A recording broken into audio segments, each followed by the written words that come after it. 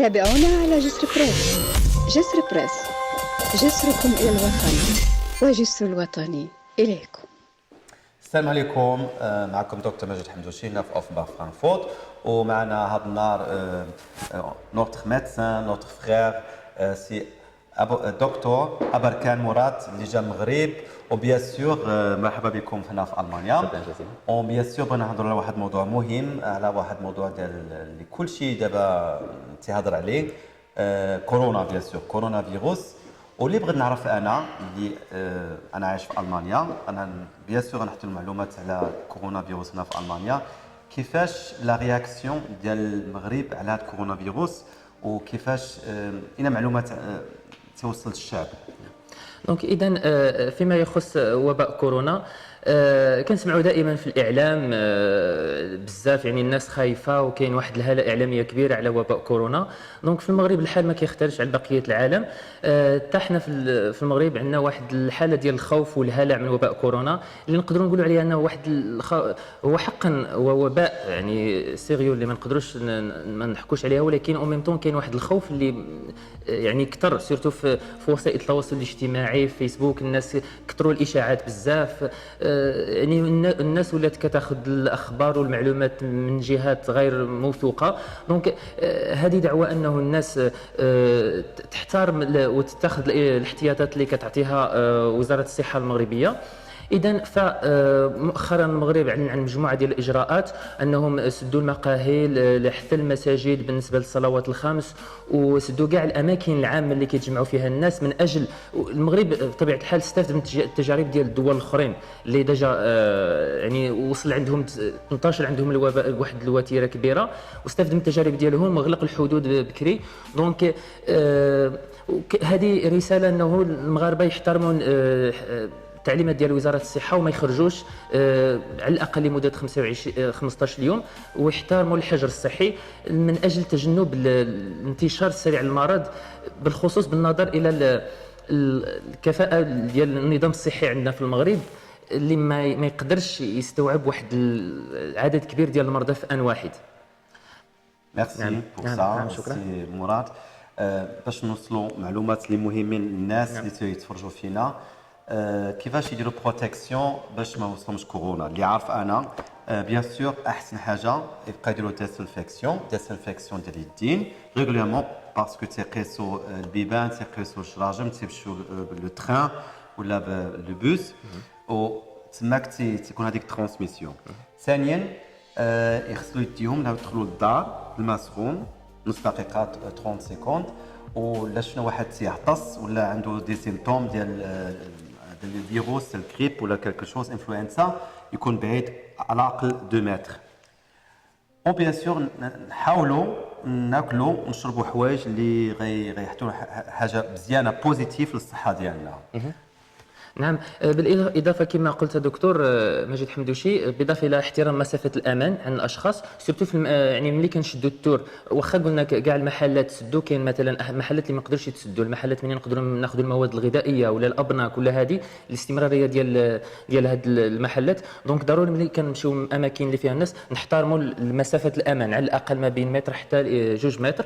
اذا ناحيه اخرى غسل اليدين باستمرار، نغسلوا يدينا فوقاش قبل الماكله، من مورا الماكله، الى مثلا خرجنا القمامه برا الدار، الى قسنا شي حيوان مثلا، ولا قسنا اي حاجه مثلا المفتاح ديال الباب ولا اي حاجه اللي يقدر يكون قاسها شي واحد قبل، واللي يكون يقدر عنده احتمال انه يقدر متصاب بالمرض. من ناحيه اخرى عاوتاني الواحد الا كان كيكح ولا كيعطس، كما كنعرفوا كاملين انه ذاك الميكروب كينتقل عن طريق الرذاذ، ذاك الماء اللي كيخرج ملي كنعطسوا، ولا الواحد يعطس في الكمامه ديالو ولا يكح في الكمامه ديالو، ولا كان عنده مشوار يخدم مشوار ويرمح، دونك ما يبقاش يدور بزاف، يقدر يعدي الناس اخرين. ومن ناحيه اخرى الا واحد عاوتاني شك في راسه ولا شك في شي واحد حواليه عنده مرض، يقدر يخدم الكمامه الطبيه. وكما قلت دكتور، حتى استعمال المطهرات ولا الجيل هيدروالكوليك، مطهرات بصفه عاديه. دونك بصفة عامة خاص الواحد يعني نتعاملوا مع أي شخص على أنه مصاب، يعني ديجا ناخذوا الاحتياط ديالنا، نتخيلوا أنه الشخص اللي كنتعاملوا معه مصاب. وأيضا السلام، احنا الثقافة ديالنا كنسموا باليدين بالوجه، هذه نحاولوا نتجنبوا هذا الشيء قدر الإمكان، نبعدوا على بعضياتنا باش نتعانقوا من بعد، باش نسلموا براحة من بعد. وكل ما خدينا الاحتياطات بكري كل ما غادي نربحوا بكري. ميرسي سي مراد. دابا تنشوفوا رياكسيون مونديال حتى في المانيا، وصلت هذيك رياكسيون اللي كاينه دابا بارتو في العالم. الناس دابا خصو يبقاو في الدار اسبوعين، على الاقل اسبوعين حتى 3 اسبوع.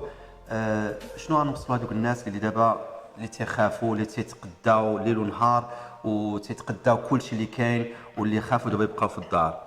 زعما كاين هذاك الشيء مهم، ولا كيفاش تشوف انت الطريقه هاد الكونديسيون؟ كاينه واحد الملاحظه بالنسبه للناس اللي كيمشيو للمتاجر وكيشريو حوايج بزاف، وهذه بالنسبه للحاله ديال المغرب عطى واحد الوزير التجاره والصناعه والاقتصاد الرقمي، عطى التصريح ديالو انه كاين المؤونه ديال رمضان والمؤونه طيله هذه المده ديال الفيروس، دونك ما كاينش لاش داك الهرع والهروله والخوف انه نتقداو بزاف. وهذه دونك خصنا ناخذوا الامور بجديه، ولكن عاوتاني ماشي فوق القياس.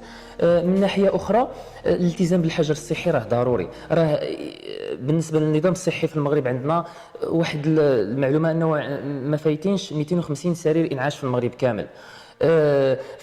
في المانيا عندهم 28,000 سرير ديال الانعاش، في فرنسا 7,400، وديجا الدول المتقدمه وديجا خايفين من هذا الميكروب. دونك حنايا خصنا نتخذوا اجراءات ونلتزموا الزامي علينا نلتزموا بالحجر الصحي. ديجا الدول اللي عندها الكاباسيتي وعندها القدره انها تستوعب كثر ديال المرضى وكيلزموا الناس فارضين حاله طوارئ، كيلزموا الناس يديروا الحجر الصحي. شنو نقولوا حنا اللي ما عندنا حتى 250 سرير انعاش في المغرب كامل؟ دونك كيبقى الحل الاساسي عندنا في المغرب هو الوقايه والتزموا بالحجر الصحي، وما كاينش ناخذوا الامور بجديه، وما كاينش الخوف، ما نخافوش كثر، ونبعدوا على الاشاعات والهضره بزاف في وسائل التواصل الاجتماعي. ناخذوا المعلومه من مصادر موثوقه، كاين معلومات من الجرائد ولا مواقع اخباريه اللي موثوقه منها، موثوق المصدر ديالها، ولا من اعلام القنوات التلفزيونيه الرسميه المغربيه.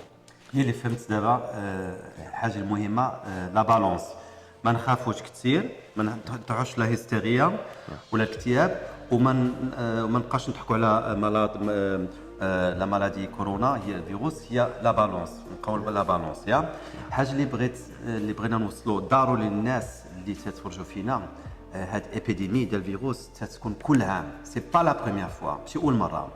هي بين شهر 10 11 واخر شهر 3 دائما تتكون هذيك ابيديمي ديال الفيروس، سي با لا بروميير فوا، ماشي اول مره. هي هذيك اللي بغينا نوصلوا لكم. صبروا حتى لفا اخر ديال شهر 3، البدايه ديال شهر 4 ان شاء الله. هاد الوقت ديال كورونا غدوز، هاد بيريود حتى لتماك بيان سور الناس يديروا لا بريفينسيون، يحاولوا ما يتلاقاوش الناس اخرين، هذيك لا في سوسيال تنقص باش ما تكونش هذيك ترانسميسيون. وان شاء الله يكون قريب واحد فاكسان فين غيتصنع ولا فين غيكون حنا ما عارفين. حنا مع الاطباء عارفين غيكون قريب لي فاكسان ويوصلكم ان شاء الله. دونك كما قلت دكتور مجيد، حقا كاين الدواء حاليا، كاين اللقاح اللي قيد التطوير، دونك هذا كيعطي امل للناس اننا هذا الوباء راه كاين الحل ديالو، راه كاين طور الانجاز، طور التطوير. دونك غادي يكون اللقاح ديالو، وغادي الناس غادي يبراو ان شاء الله. وكما قلت هذا الابيديمي ولا هذا الوباء راه فتره وغادي يفوت، وما كاينش لاش داك الهلع المبالغ فيه، وخصنا نبقاو عندنا الامل، وراه كل شيء غيكون مزيان ان شاء الله الا احترمنا وسائل الوقايه كامل. هي اللي بغينا نوصلوا اخيرا، كونوا بوزيتيف ان شاء الله. كلكم اللي مريض غيبرا، واللي ما مريضش ان شاء الله ما غاديش يوصلوا كورونا. 80% ولا اكثر 85% تيوصلوا كورونا مي ما تمرضوش بكورونا، واكثر اللي تيقيسوا كورونا وتيطيحوا في هذيك مالادي ديال كورونا تيكونوا 55 عام 60 عام ولا اكثر. هذوك خصهم يحدوا راسهم، واللي عنده مالادي كرونيك. نعم كما قلت الدكتور مجيد، ميساج اخير هو انه الناس اللي يقدر يشكل مرض كورونا خطر عليهم هما الناس اللي عندهم ديجا امراض مثلا السكري ولا ارتفاع ضغط الدم ولا الامراض المزمنه الاخرى، امراض ديال الكلى ولا امراض القلب، ولا ديجا كيكون عنده شي مرض اللي كتضعف له المناعه ديالو وكيتزاد عليه هذا المشكل ديال مرض كورونا اللي كيتاثر عليه على الجهاز التنفسي ديالو وكيقدر يشكل خطر على حياته. دونك كيكونوا انه الناس الكبار في العمر ولا ديجا مرض هما اللي كيشكل عليهم خطر على الحياه ديالهم، انه نحاولوا نحافظوا عليهم ونتجنبوا الاتصال معهم المباشر ونعاونوهم قدر الامكان باننا ما نتصلوش بشكل مباشر معهم، والوقايه افضل من العلاج. والله يشافي الجميع. Exactement. غنقولوا stay home, stay safe and you will survive. غنشكروا الناس اللي تتفرجوا فينا، غنشكروا بيان سور سي ابركان مراد اللي جا من المغرب، غنشكروا الدكتور مجيد حمدوشي، جزر بريس اللي داير معنا ان شاء الله، سي نبيل بيان سور، بشرى وعبد الكريم. تنشكركم بزاف وتنشكر الناس اللي تتفرجوا فينا. ميرسي بوكو. لا كان عندكم سؤال نو سوم ديسپونيبل. ميرسي. شكرا لكم. كما قال الدكتور، الى كان عندكم اي سؤال نحن رهن الاشاره. تابعونا على جسر بريس. جسر بريس، جسركم إلى الوطن وجسر الوطني إليكم.